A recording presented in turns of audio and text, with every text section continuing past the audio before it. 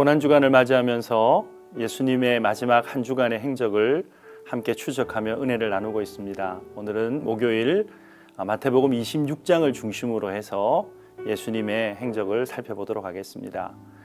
마태복음 26장에는 두 개의 식탁이 등장합니다. 하나는 예루살렘 성박 베다니 문둥이 시몬의 집에 차려진 식탁이었습니다. 또 하나의 식탁이 예루살렘 성 안에 있는 어떤 집 다락방에 차려집니다. 그 식탁에는 유월절에 먹는 평범한 음식이 차려져 있었지만 예수님이 축사하시니 특별한 의미를 가지고 주님이 오시는 날까지 모든 성도들이 찢기신 주님의 몸과 흘리신 주님의 피를 기념하여 계속 성찬식을 갖게 된 것입니다. 사실 유월절 만찬은 유대인들이 출애굽 사건 이후로 하나님께서 베푸신 구원을 기념하며 지켜오던 전통적인 관습이었습니다. 유월절이 될 때마다 예루살렘은 전 세계에서 모여든 사람들로 인하여 인산인해를 이룹니다.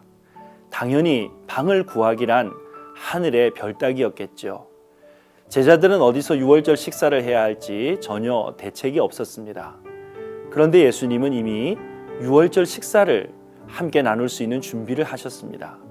예수님께서 말씀하신 장소에 가서 예수님의 때가 가까웠으니 내 제자들과 함께 유월절을 너의 집에서 지키겠다라고 하니 집주인이 순순히 방을 내어주었습니다. 복음서를 살펴보면 12제자나 몇 명의 여인들 외에도 드러내지 않고 예수님의 사역을 돕는 무리들이 있었다는 사실을 우리는 알 수 있지요.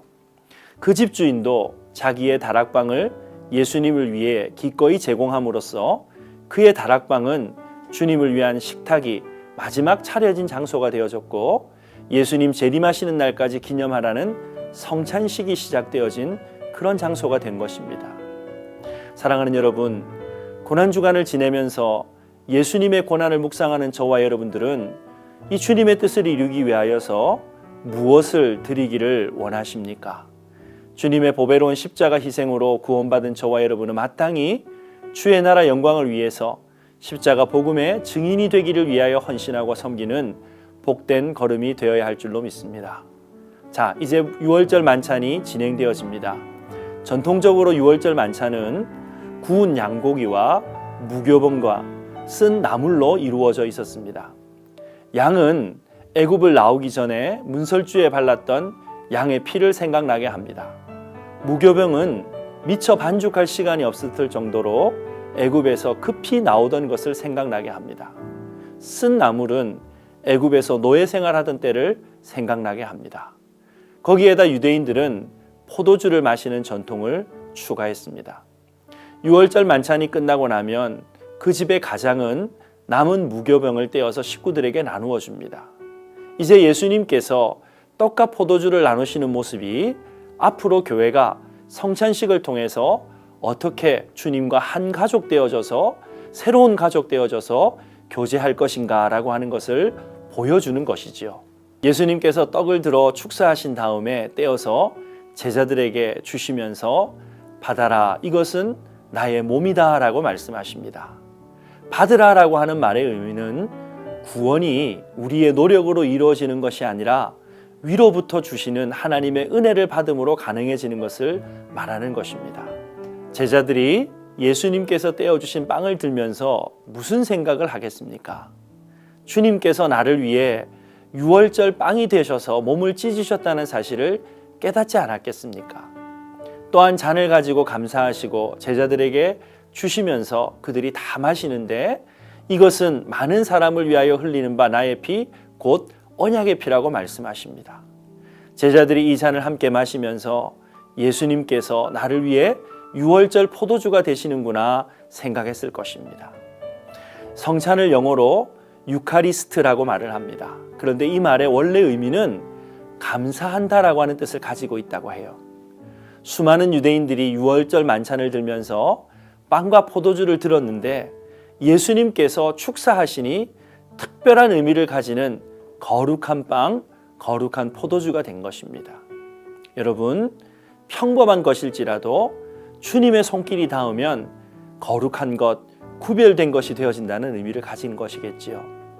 이와 같이 저와 여러분들이 있는 곳마다 우리가 하는 모든 일들 가운데 주인 되신 주님께서 친히 만져주셔서 거룩하게 변화되어지는 역사가 나타나기를 바랍니다.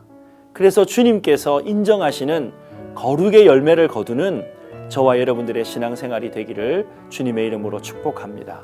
예수님은 성찬을 통하여 제자들에게 새 언약을 선포하십니다. 구약의 언약은 쌍방간에 맺는 약속을 의미합니다. 출애굽기 24장 7절 이하의 말씀을 보면 모세의 첫 언약은 하나님께 대한 이스라엘의 순종을 전제로 한 것이었습니다. 이스라엘 백성들이 하나님의 말씀에 순종할 때 하나님은 그들의 왕이 되시고 그들은 하나님의 자녀가 됩니다. 이스라엘 백성들이 하나님의 말씀대로 순종하기만 하면 하나님은 그들에게 복을 베풀어 주시는 것입니다. 그러나 이스라엘의 불순종 이후 메시아이신 어린 양 예수 그리스도를 통해 이루신 새 언약은 하나님께 대한 예수님의 순종, 모든 사람들을 위한 대속의 죽음을 전제로 하며 예수님의 피 흘림을 통하여 이루어지게 된 것입니다. 시내산의 언약은 육신적인 이스라엘과 맺었지만 예수님을 통한 새 언약은 새로운 이스라엘, 예수 그리스도를 구주로 영접하는 자들과 맺은 것입니다. 예레미야가 예언을 한 600년 후에 나타나신 예수님께서 마가복음 14장 24절에 이것은 많은 사람을 위하여 흘리는 바 나의 피 곧 언약의 피라고 말씀하셨어요. 사도 바울도 예수님의 이 말씀을 기억하면서 고린도전서 11장 25절에 이 잔은 내 피로 세운 새 언약이다 라고 말했지요. 예수님의 피가 새 언약을 상징하게 된 것입니다. 십자가에 흘리신 피는 하나님의 단에 그리고 나머지는 우리에게 뿌려졌습니다. 이로 인해 하나님과 죄인 사이에 화목을 이루시고 새 언약이 세워지게 된 것입니다. 예수님은 유월절에 더 깊은 영적 의미를 이루기 위해서 영적 출애굽을 이루기 위해서 이 땅에 오셨습니다. 그러므로 유월절은 출애굽 사건을 바라볼 뿐만 아니라 예수님의 십자가를 바라보게 합니다. 예수님이 유월절 어린 양으로 오셔서 사단의 노예 상태에 있는 죄인을 구원하기 위해서 십자가에서 대속의 죽음을 죽으셨습니다. 예수님의 죽음에 연합하여 이제 우리도 그리스도 안에서 함께 죽은 자가 된 것입니다. 무엇보다 예수님은 이 언약을 이루심으로 평화의 왕이 되셨습니다.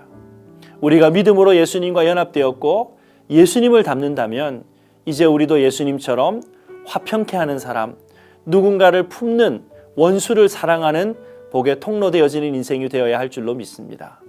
또한 주께서 쓰시겠다고 할 때 나귀의 주인이 기꺼이 주님께 내어드린 것처럼 다락방은 그 방을 주님에게 기꺼이 내어드렸던 것처럼 주님이 우리를 필요로 하실 때에 주저하지 않고 아낌없이 주님의 뜻대로 내어놓는 주님의 주권을 인정하는 인생이 되기를 바랍니다. 날마다 날 위하여 예수님의 찢기신 몸과 흘리신 피를 생각하면서 주님의 은혜에 감사할 뿐만 아니라 다시 한번 주님께 헌신을 다짐하는 귀한 고난주간이 되어지기를 주님의 이름으로 축복합니다.